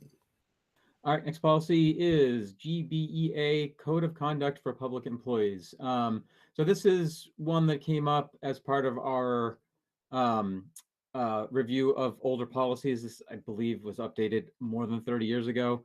And so references a lot of detail that don't apply anymore. This is like years before ed reform and whatnot, and is essentially replaced with the staff ethics code of conflict of interest policy that is almost verbatim what MASC has, and policy subcommittee thought more appropriate for current use.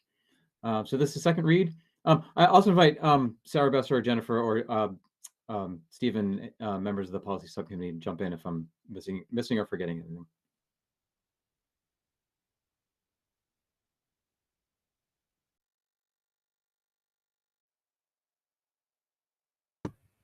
Allison?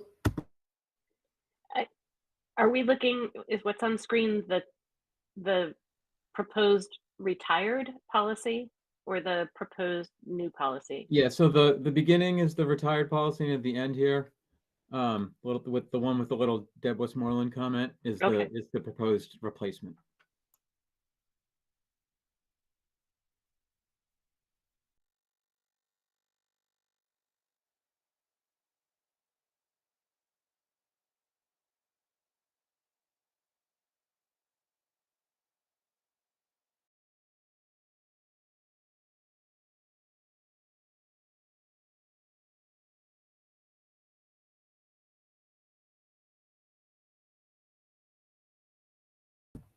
Allison?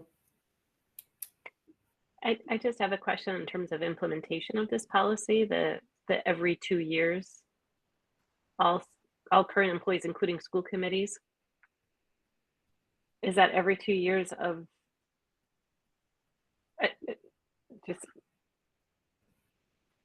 just whoever happens to be on the school committee at the time that we're doing that? I guess that's a question in terms of implementation.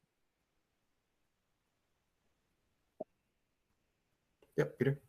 My understanding is that it's every 2 years after you begin. So it's like if you're a new employee, you do it when you're hired, and then you have to do it 2 years later and 2 years later, even if you're hired on May 16th. So same thing with school committee members, I would imagine. Although it's all just articulating what the State Ethics Commission requires. So you could update this too, and I'm just trying to do this on the fly.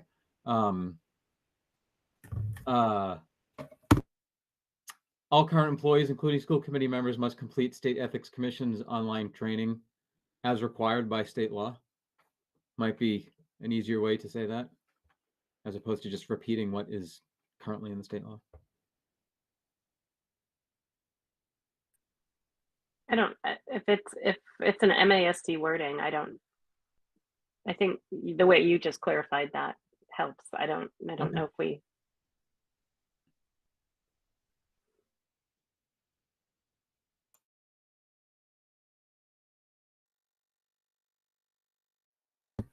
Sarah Beth, go ahead. I think I would actually be inclined to amend it to what Peter just said. So if the state law changes, then we don't have to worry about our policy being out of date. So if all of a sudden the state is like, no, you have to do it every 16 months, then we're still in compliance because our policy just says you have to follow the state laws. Yeah, I'd be inclined to agree with that. What do other folks think? Seeing head nods, a couple head nods there, like that. All right. So are we ready to make a motion on this policy?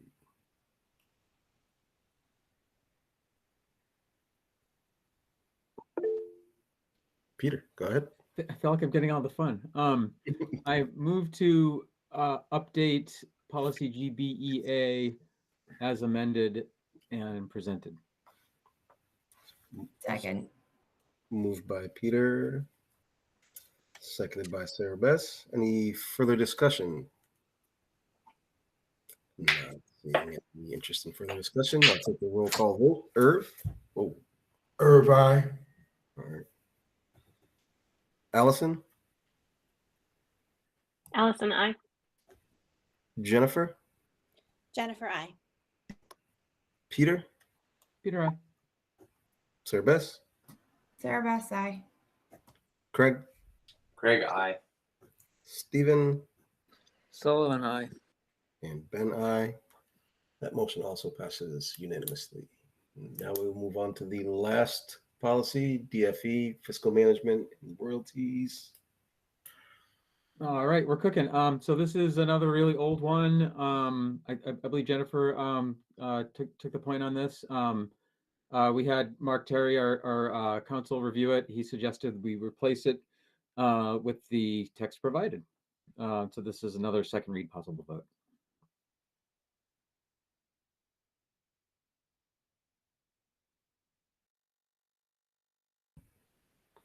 Anyone have any input on this policy?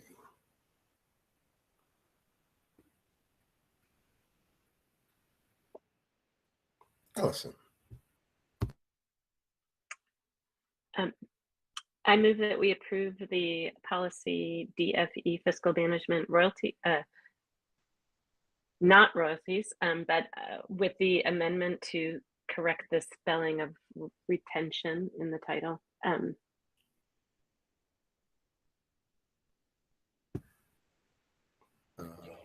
Second that. Moved by Allison, seconded by me. Any further discussion? Doesn't look like it. I'll go take a roll call vote. Irv. Irv, aye. Craig, Craig, aye. Sarah Bess, Sarah Bass, aye. Allison, Allison, I. Jennifer, Jennifer, I. Stephen, Sullivan, I. Peter, Peter, I. and Ben, I. Our last policy passes unanimously. Or policy change. On to meeting process and communication, and I'll kick that to Jennifer. Hi. Okay, so let's see. I have two buckets of suggestions or recommendations about meeting process and communication. The first is with regards to when we vote on motions in a meeting, especially when they get amended on the fly, kind of like we just did. I want to suggest that we make it a practice to display the motion, display the wording of the motion with the ability to edit it on the fly in the meeting. So we would have a working Word document or a working Google document that can be edited if we're making amendments to a motion on the fly.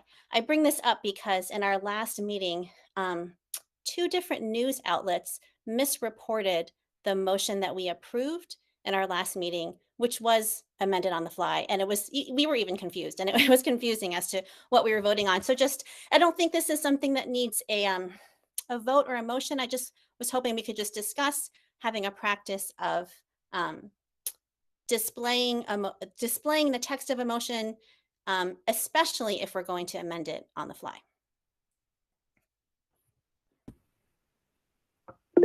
Yeah, I'd say based on that last kerfuffle, yeah, I totally agree. Peter, go ahead.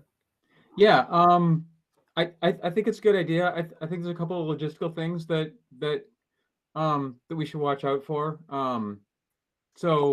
But generally speaking, yes, it can only help communication, clarity, transparency among the committee and the committee with the public, committee with the press, etc. To be physically recording what's being verbally voted on. I think some committees and boards have a practice or a protocol where if you think there's going to be a motion to an item, then you try and share it and post it ahead of time. So for this very reason, sometimes it's really obvious what the motion is going to be. I think Amherst Town Council, if I'm not mistaken, they have suggested motions even for really obvious things. And then but then of course it's an open meeting and it's Robert's rules and whatnot, and so motions can happen that aren't planned for. I think then if we could all just sort of be in the protocol, the practice of if we think that we might do that, try and share that ahead of time. I think then the last thing is how do we communicate that during a meeting so we don't have like a parliamentarian, right? We have like minute taker and whatnot. And so if somebody is verbally motioning something, and sometimes it's with specific language, right? And sometimes it could potentially be a longer motion depending on what it is we're voting on. And we want to make sure that that's articulated correctly. And so how do you get that, especially in a Zoom context, how do you get that from a member that's motioning out accurately to the person who's then going to be displaying the screen? It's not an insurmountable obstacle, but it then becomes, do we want members sharing their own screen during that and then potentially editing from other members who might be moving to amend their motion, right? Or do we want to have the chair or the superintendent or the minute taker transcribe, do basically voice to text transcription on the fly and just verify that that's the text? We could do things like use electronics to send that back and forth, like an email or the chat. What a concern there would be that that's not super transparent if you're watching the Zoom meeting to use communicate. Anyway, so I think there are in some implementation logistics to be worked out. But generally speaking, yes. I think particularly when we get into amending motions and potentially amending, and then where are we and back on the main motion, all that kind of stuff that we don't often get into, but when we do, it is important to articulate. I think that's generally it would be a good practice to get into.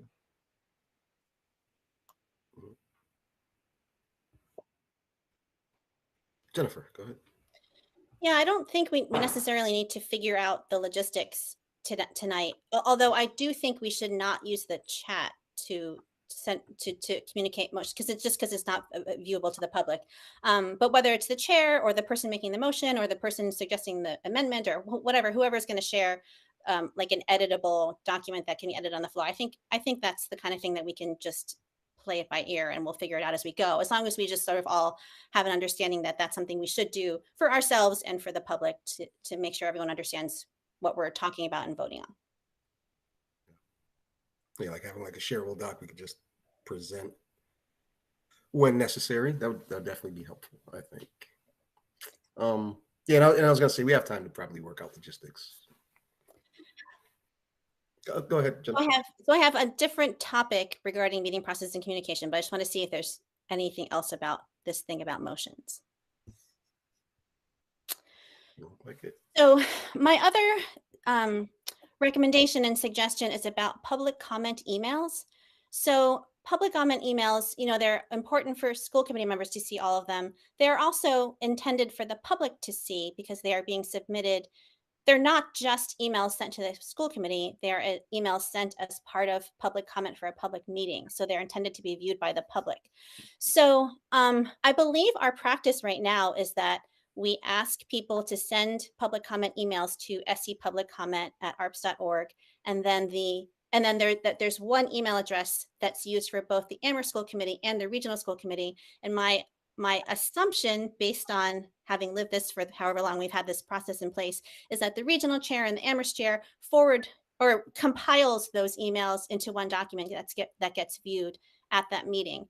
What I would like to see, my suggestion and my recommendation is that all emails that are sent to SC Public Comment get automatically forwarded to all members of the Regional School Committee so that we can eliminate the possibility of human error. And so that there isn't a need for an individual to I guess they don't get forwarded right now. They just get compiled into a document. But there was one instance in the last meeting where a last minute email was forwarded. Anyway, I realize there's a little bit of a complication because there's one email address that gets used for both the Amherst School Committee and the Regional School Committee, but I think we should just acknowledge that awkwardness and just deal with it.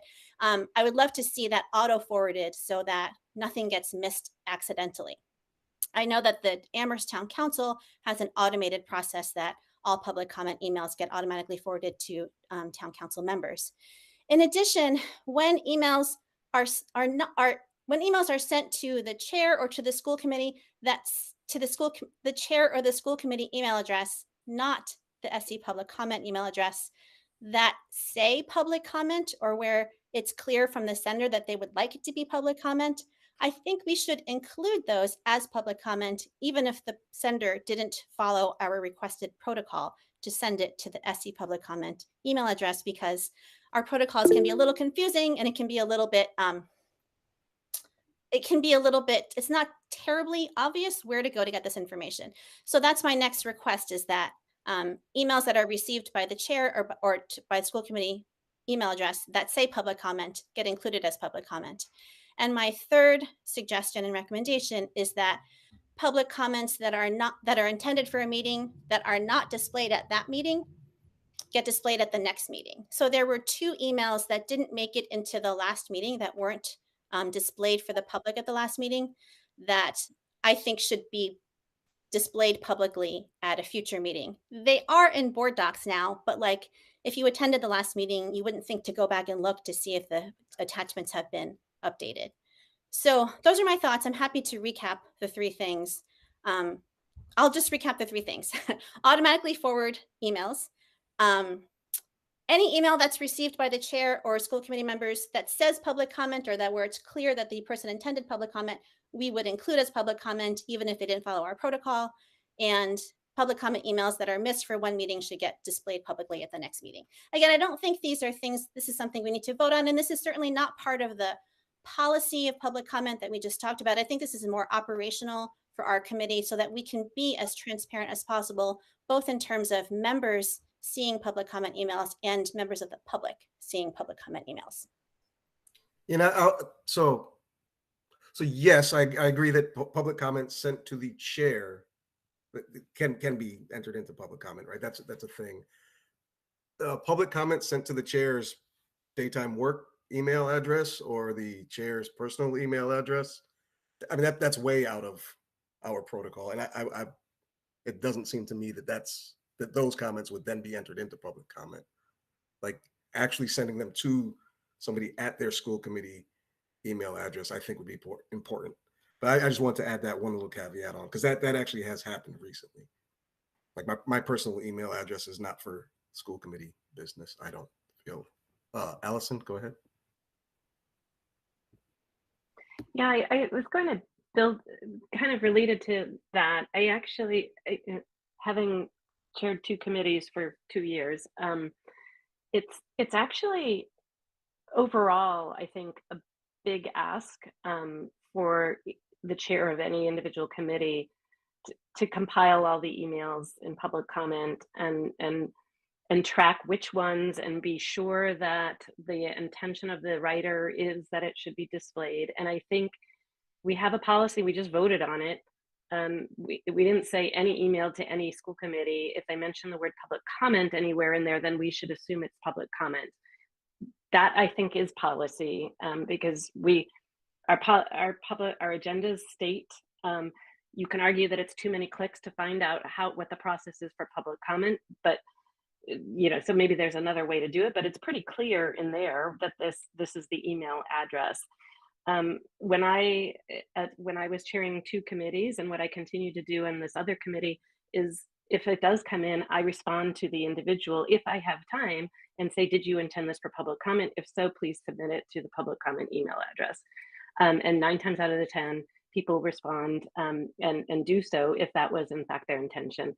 But I think it's a big ask of our chairs to take on that responsibility to assume the intentions of the public when we, and it's a different question, and maybe that's the question we should be asking ourselves, is how can we make it more obvious and to clear, that this is the email for public comment? Because I've also experienced many times when people have told me afterward that that was absolutely not their intention, that it was not intended for public comment. And so again, you bring up human error. And I also want to just be conscious that Ben is human. And if he misses an email, he misses an email. And that doesn't necessarily mean that the process stinks and that we need to change the process and we need to have belts and suspenders to make sure that we're all supervising and looking over Ben's shoulder to make sure he's getting all the public comment in. We're all human, we're all volunteers. It's a lot of work. So I like the suggestion to carry forward public comment. If we happen to have missed one public comment from one meeting, carry it forward into the next meeting. I don't think that's too huge of an ask.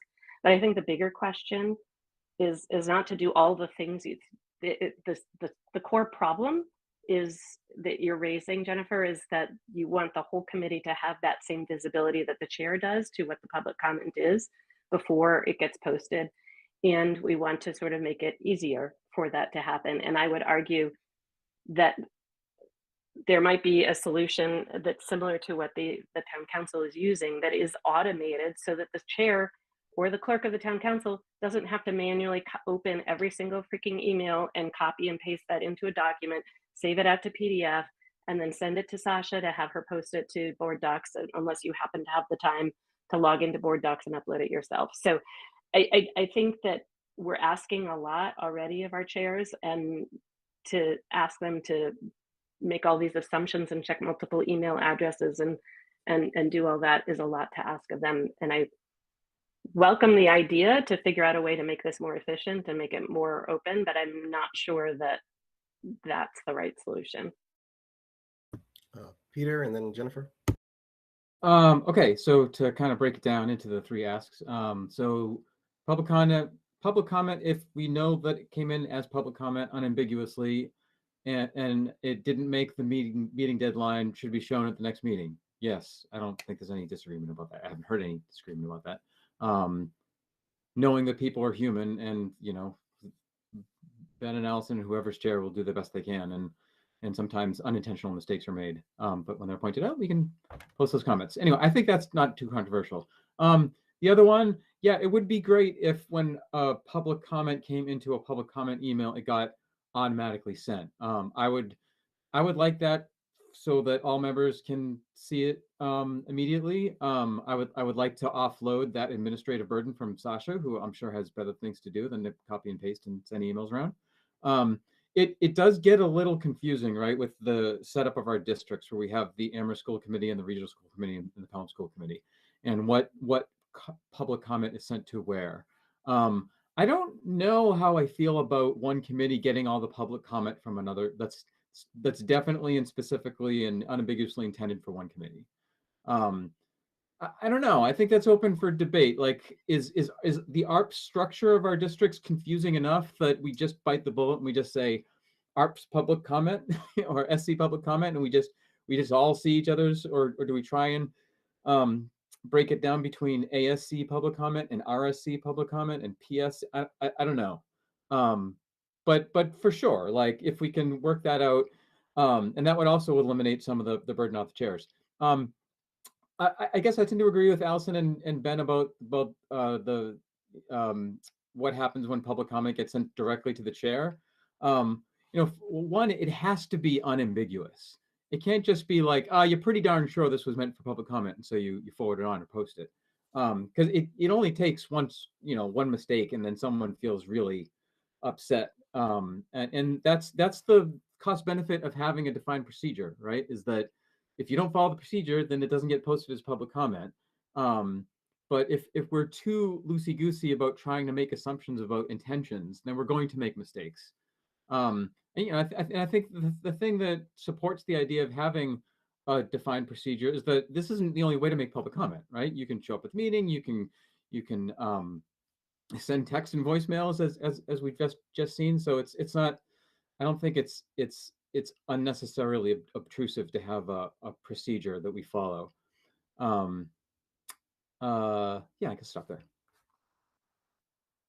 Jennifer, go ahead. So I see your point about it being ambiguous when someone sends an email, whether they intend it to be public comment or not. And I think Allison said that she responds to the person and says, if you intended this as public comment, please send it to this email address. Responding to the person in that way makes a lot of sense for the chairs to do that. As for the Pelham, Leverett, and Shutesbury members getting comment intended for the Amherst School Committee, I think that's just something that we will have to deal with. They are public comments after all, and they are available to the public, so there's nothing confidential about them. So I don't think there's anything inherently wrong, or I don't know. I don't think there's anything wrong with that. I think our fellow members will have to may have to just deal with getting extra emails. I don't think it's a good idea to have multiple email addresses like ASC, RSC, because I think people get really confused about who to send what to. So I think keeping with the SC public comment email address makes sense. So it sounds like there's no objection to if an email gets missed one meeting, we should display it the next meeting. I think it sounds like there's no objection to automatically forwarding SC public comment emails to the committee, although we can maybe talk about that more. And I'll withdraw my request or suggestion to count emails as public comment if they say public comment, and instead just rely on the chairs to communicate with the senders of those emails. Oh, Mike, go ahead. Yeah, I just think because there are two other committees who might be impacted by the public comment piece, I just think it might be wise for the suggestion to go to those committees. I don't make any statements whether the Amherst School Committee or the Pelham School Committee would want or not want to get public comments that wasn't theirs, but I intentionally don't want to make an assumption that the Pelham School Committee, for instance, how they would feel about getting public comments forwarded to them that's not based on their work. So I don't expect Sarah Bess to comment for the Pelham School Committee because they've never talked about it. I just think it may be worthwhile to bring that idea to those committees because they may or may not have feelings about that. And I don't want to assume that they're wanting to get forwarded emails that do not respond to that or don't, right? It's not mine to say whether they would or won't. But I also think since Sarah Bess is the only representative from Pelham and it's not been discussed at a Pelham meeting, and Pelham can often feel quite different from the Amherst or the region, people may not want to get dozens of emails on a topic that doesn't relate. Like I'm thinking of recently of the turf, which had nothing to do with the Pelham School Committee. Lots and lots of public comments, and I don't know how Pelham School Committee members would feel about emails, that the quantity of emails going to their email inbox. Not that it's not public. I'm not suggesting that that's not, it's inappropriate for them to do it, but I also don't want to commit them to receiving them without having that conversation with another board that I work for. I'm not comfortable saying that that is either fine or not fine for them. We'll go Allison and then Sarah Bess. I think if the question is if the committee wants to have a preview of the public comment, I think, you know, the step you took today, Ben, is might be sufficient, that to sort of compile it and send it out ahead of time so that committee members have that. I mean, there's a lot of information that you as chair have visibility to, sometimes ahead of when the rest of the committee has it. And I wouldn't see, you know, it's your judgment as to when you share it with the rest of the committee. And if we're not happy with that, we can, you know, on a consistent basis, we could always vote to replace you, right? I mean, you serve at the pleasure of the committee, and I think, you know, that's one of the roles that you have. I don't know. I sort of share that sense. I mean, I'm not Amherst, and the Amherst committee and the region committee, I think, get the bulk of the public comment, but it's not like it comes in generally in a way that couldn't be shared sort of, you know, in the couple, because the deadline, the cutoff for the written email is 3 o'clock. So, you know, to receive it ahead of time, I think is sufficient. I know that's my personal opinion. I don't know that it needs to be forwarded ahead of time. Yeah, I was actually gonna add that in, is that like, as I'm sending it to Sasha to get put into board docs, adding the school committee members onto that email is not, it's not super labor intensive for myself. But Jennifer? I think it makes sense for this committee and the Amherst School Committee to discuss this, but I would like confirmation that the SC public comment email address is used for the Pelham School Committee, because I'm looking at a Pelham agenda and it says public comment emails should be sent to shall@arps.org. So I don't know. I've never actually even watched a Pelham School Committee meeting. So I think we should just get that confirmation before we involve Pelham in something that may not really involve them. So I guess I still feel like it would be less, I don't know, maybe it isn't less work for the chair to have the emails to send to SE public comment automatically forwarded, because the chair still has to compile the emails into a document. And it's not so much us having the emails at the same time that the chair does or ahead of the meeting. It's just like receiving them when they come in, like receiving them as they're sent. And because they're sent to the school committee, and they should be, yeah, I don't know. I still feel like that seems like an easy thing to do that might make a little less work. Peter, go ahead. So however we go, I think one complementary effort that we can continuously improve is broadcasting and publishing how public comment is sent to the committee, which has obviously changed a lot through COVID, and it's going to change when we go back in person. And we just added texting, and and SC public comment is relatively new.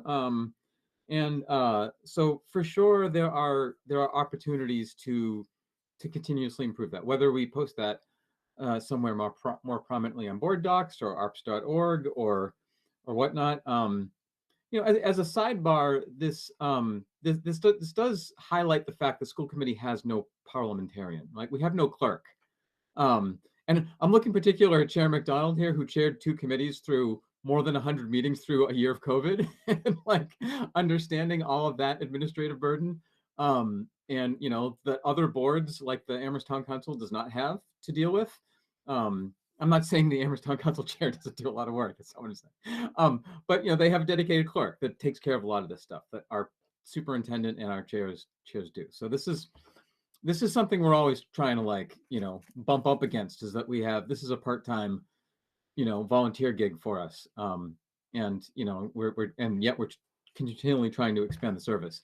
I think the other opportunity too, in terms of not just here are the means of public comment, but here's how to contact the regional school committee, right? Because what's the purpose of public comment? It's to let your voice be known in a public way, but it's also to try and get your perspective heard and or influence decisions. And I think sometimes when people think, oh, I want to impact a school committee decision or discussion, I should send public comment.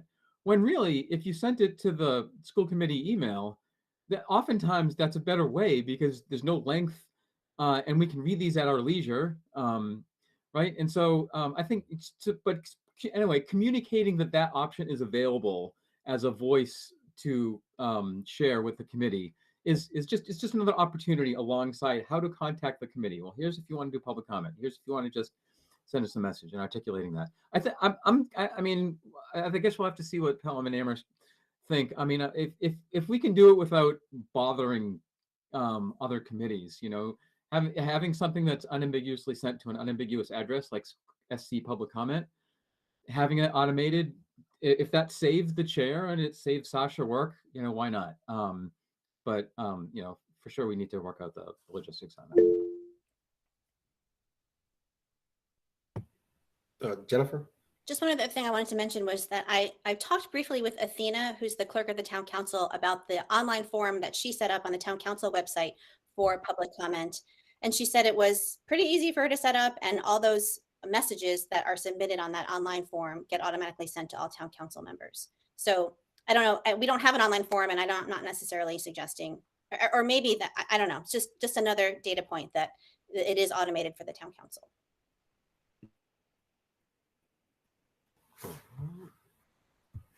Does anyone else have anything to add to this discussion?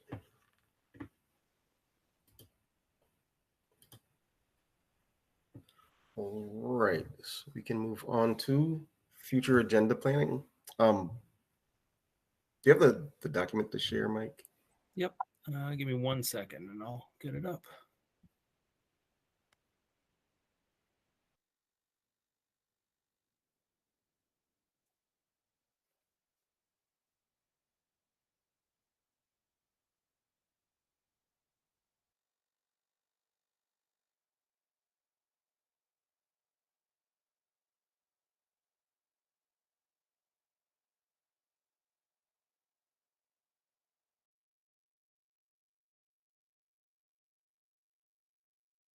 Allison? Since it's not spelled out in the agenda, and I think you had said that we would talk about it, the return to in-person meetings. I think, I mean, assume because we didn't talk about it this time that January 17th would continue to be online, but I would like us to have that conversation on some future agenda. I don't know if the 17th is the right one. But I also wonder if that needs to be a budget, a budget process update. I'm just thinking, I don't know what the initial presentation. Okay, thank you. Never mind. Is there going to be a Four Towns meeting though in January? What's that? If there's a Four Towns meeting in January, would we have the opportunity to review and sort of discuss the presentation to the Four Towns before the Four Town meeting, so that we're not seeing it at the same time? Yeah, I think it'd likely be in early February to avoid that conflict, and that's why I was hedging a little before. I just think we have the Pelham on the 3rd and the Amherst budget presentation on the 10th, and just it's hard to do 3 initial budget presentations 3 weeks in a row just from workflow perspective. So we put it on the 31st. It also allows for more information to come to us from our regional partners, which I think would be helpful. But I didn't just edit while you were saying it. It was there, those items. I know that felt a little goofy when I scrolled down, but I promise you they were there prior to your comments. Fair enough. Anybody have anything they wanted to add to the next agenda? The 17th. Peter? Yeah, I mean, I would imagine we'd want a track field update or want to discuss track field update status being the day after January 16th. And just another a +1 to in-person meeting discussion. If we can maybe put that towards the beginning of the agenda so it doesn't get bumped. I feel like we've been trying to get that for a while. We've obviously had important things to talk about, but that would be good to check off. Mike, go ahead. Yeah, the track field updates on there up for the 17th. Oh, thank you.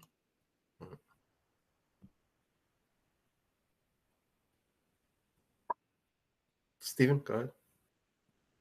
Yeah, it's not important for this next meeting or something, but I really would like to have an update on our food service program. It's been a long time since we got to talk about that. I'd like to hear, what the participation is like, how we're doing with the Healthy Foods Initiative, and if we've got enough offerings. Because in the past we have not had enough staff help to serve all that we were trying to serve. Thank you. And thank you. Peter, go ahead. Yeah, there's also some legislative interest percolating. Hopefully it gains traction on making the temporary bump in universal free breakfast permanent. So that would be good opportunity.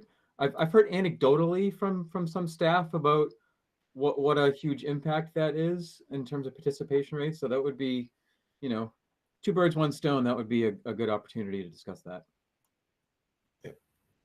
Jennifer?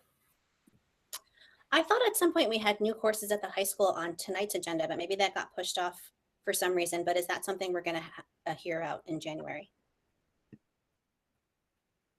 Mike, go ahead. Yeah, there were, talking to Talib and he met with department heads, there are no new course offerings. We've added a number of new courses over the last couple of years. And so we're really happy having the breadth. That's not a critique of the high school by any means, but it was on here. But since there's no new courses being proposed, we removed it from the agenda.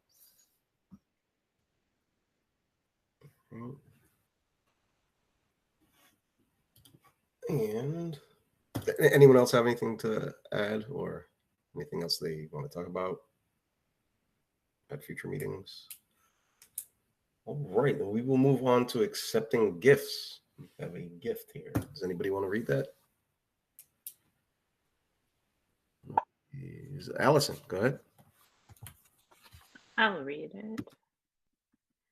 I move that we accept the following gift from Justiniano Rodriguez, Charities Aid number 1360034 to support high school at the principal's discretion in the amount of $50, a total of $50. And I'll second that. And we will take a roll call vote. Craig? Craig, aye. Sarah Beth? Sarah Bass, aye. Stephen? Sullivan, aye. Peter? Peter, aye. Jennifer? Jennifer, I. Allison? Allison, aye. Irv? Irv, aye. And Ben, aye.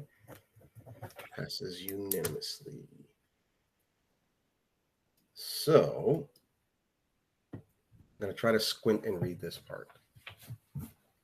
All right. So, the Regional School Committee will now consider entering executive session in accordance with Open Meeting Law, Mass General Law, Chapter 30A, Section 21A, to conduct collective bargaining sessions and to discuss strategy with respect to collective bargaining or litigation of APEA and APAA if an open meeting may have a detrimental effect on the bargaining or litigating position of the public body and the chair so declares, and to approve minutes in accordance with Open Meeting Law, Mass General Law, Chapter 30A, Section 22, with no intention of returning to open session.